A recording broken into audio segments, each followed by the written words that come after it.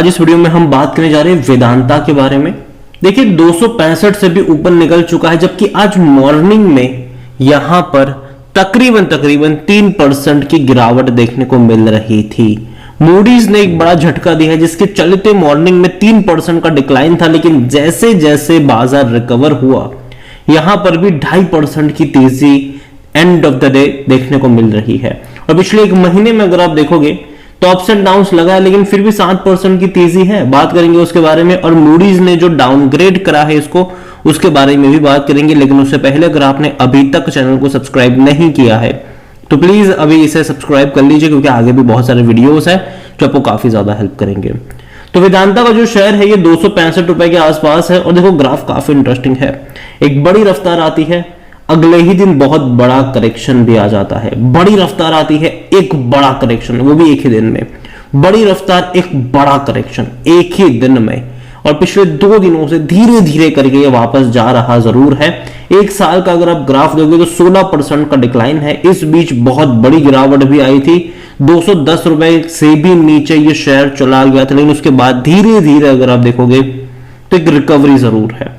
यहां पर मूडीज ने वेदांता को लेकर बड़ी अनाउंसमेंट करी है कि मूडीज ने वेदांता को डाउनग्रेड करा है after debt restructuring gets creditor acceptance. तो यहां पर यह है कि देखो डेट को ये लगातार रिस्ट्रक्चर कर रहे हैं अपने डेट को, क्योंकि देखो कर्जा है और ये इनकी सबसे बड़ी गले की हड्डी अभी के टाइम पर बना हुआ है।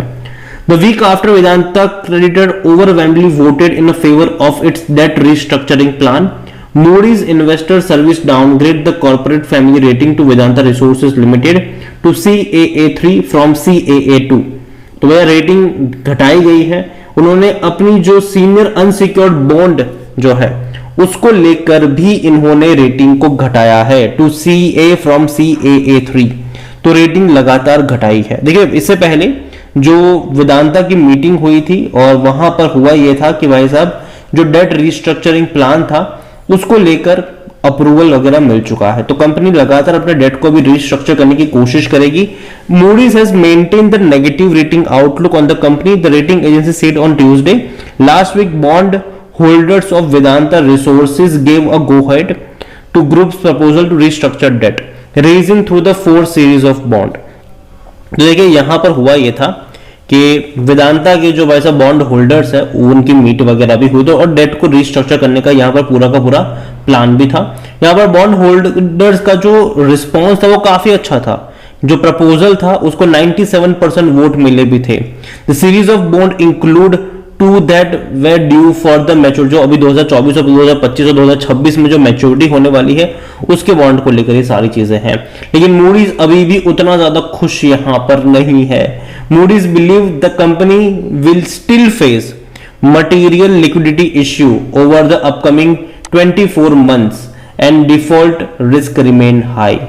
जो डिफॉल्ट करने का रिस्क है वो अभी भी ज्यादा है, ऐसा मूडीज का यहां पर मानना है। आज वॉल्यूम का भी बड़ा गेम चला, मतलब तकरीबन 2 करोड़ शेयर्स यहां पर ट्रेड होते नजर आए। तो बड़ी क्वांटिटी में शेयर की ट्रेडिंग तो यहां पर हो ही रही है।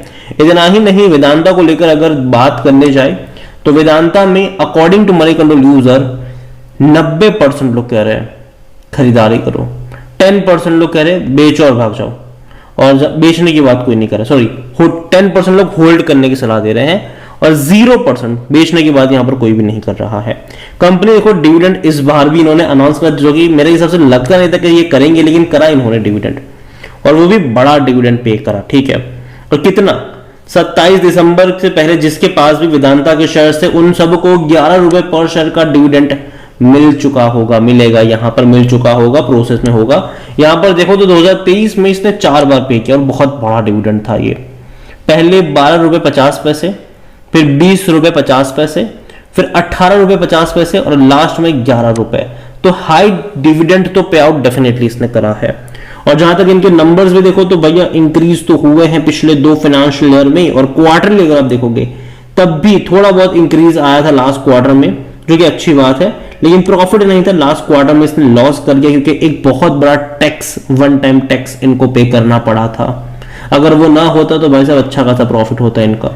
और जहां तक बात करी जाए वेदांता में इनके पी रेशियो को लेकर, वैल्यूएशन को लेकर, तो 18 का पी है, सेक्टर पी 24 का है, 42% एनालिस्ट कहते हैं खरीदारी करो। यहां पर फाइनेंशियल्स भी अगर आप देखोगे तो इनके फाइनेंशियल्स में इनके रेवेन्यू डेफिनेटली इंक्रीज हुए हैं, काफी अच्छे इनके रेवेन्यूज हमें देखने को मिल रहे हैं, लेकिन लास्ट क्वार्टर में लॉस कर गए। ये उम्मीद कर दें कि अगले क्वार्टर में वापस से प्रॉफिट आ जाए, जो कि चांसेस तो है डेफिनेटली कि प्रॉफिट कर देंगे, क्योंकि जाहिर सी बात है जो एक बहुत बड़ा अमाउंट जो था वो टैक्स में कटा था इनका, लेकिन अब इस बार ऐसा नहीं होगा। जहां तक शेयर होल्डिंग को लेकर बात करें तो प्रमोटर के पास 63.71% की होल्डिंग है। प्रमोटर ने अपने शेयर्स बेचे हैं, पहले 69.69% की होल्डिंग थी, आज घट के 63.71 पर आए हैं। प्रमोटर ने अपने शेयर्स को बेचकर पैसा उठाया है बाजार से और जिसका इस्तेमाल करेंगे अपने डेट को चुकाने के लिए। म्यूचुअल फंड के पास 0.83% की होल्डिंग है। डोमेस्टिक के पास 9.77 है। एफआईएल यहां पर 7.82 पर बैठे हैं। रिटेल और अदर की मिलाकर 17.87% की होल्डिंग है, जिनमें से रिटेल इन्वेस्टर 13.45% की होल्डिंग लेकर बैठे हैं। अदर पार्टीज 4.43% है। और देखिए अभी भी वेदांता का जो लॉन्ग टर्म का आउटलुक होगा वो डिसाइड इस चीज पर होगा कि कंपनी कितना सक्सेसफुली पैसा रेज कर पाती है, अपने डेट को रिस्ट्रक्चर कर पाती है और उसको चुका पाती है।